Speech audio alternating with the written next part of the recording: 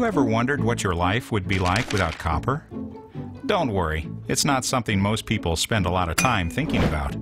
But the fact is that without this basic element, you'd be stuck with no running water, no phone, no computer, and no electricity for that matter.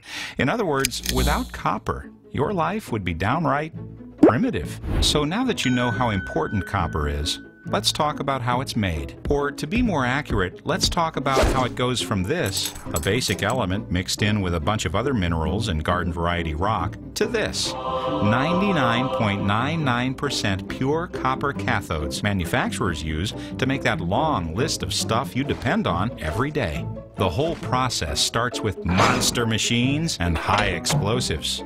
At the Bingham Canyon mine, teams of blasting experts drill 12-inch diameter holes 56 feet into solid rock, fill the holes with about 1,200 pounds of high explosives, and boom! Solid rock instantly becomes loose rock. In fact, every single day, blasting crews drill and blast about 160 of these holes to create 500,000 tons of new blasted ore. So exactly how much is 500,000 tons?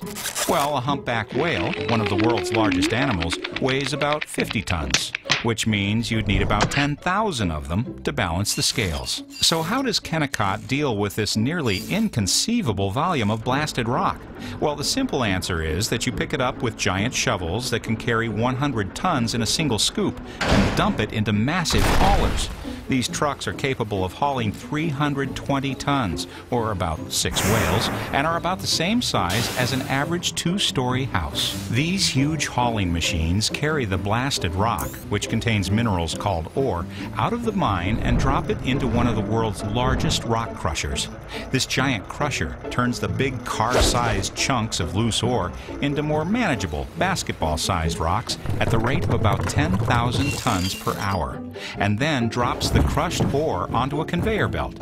The conveyor system, which is basically a giant moving sidewalk for rocks, carries the ore through a 3-mile tunnel, then continues up hills, down hills, and past 6 transfer stations until it reaches the Kennecott grinding facility.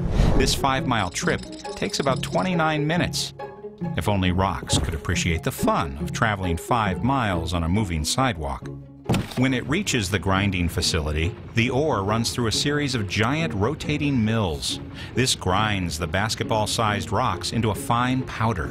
After all that blasting, hauling, crushing, conveying, and grinding, the copper is finally ready to be separated from all the other minerals and materials that surround it. This is also where the process switches from brute force to applied chemistry. The finely ground ore is poured into flotation cells and mixed with exactly the right amounts of water, air, and chemicals. This causes all of the copper-bearing minerals to cling to air bubbles and take a free ride to the top of the flotation cell.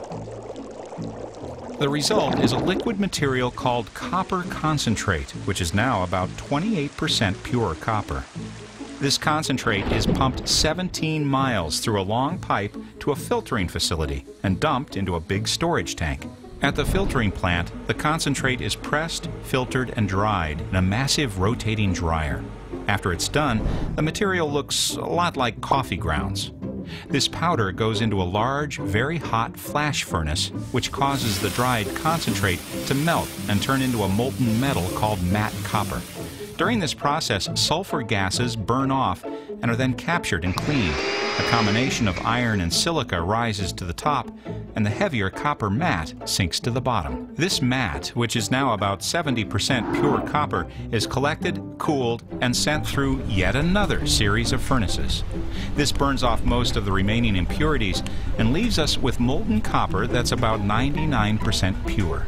This nearly pure copper is poured into 700-pound copper plates called anodes and left to cool. 99% pure copper is good, but getting to 99.99% takes a little extra molecular mojo. The anodes are shipped to a final tank house facility, where they're sandwiched between stainless steel plates and loaded into big square tanks that are designed to conduct electricity. The tanks are filled with an electrolytic solution that creates positive and negative electrical currents, just like the world's biggest car battery. This current causes the pure copper ions to jump to the stainless steel plates. It's a pretty strong attraction. The result is a 99.99% pure copper cathode. These cathodes are stripped away from the stainless steel plates, corrugated, strapped together into 5,000-pound bundles, and whisked away to their final destinations. And finally, they're turned into cell phones, computer components, copper pipes, copper wire, and many other things that make our modern lives possible. That's the amazing story of how we take copper from this to this. 99.99% pure copper. It's not easy, but when you stop and think about what our lives would be like without copper, it's worth it.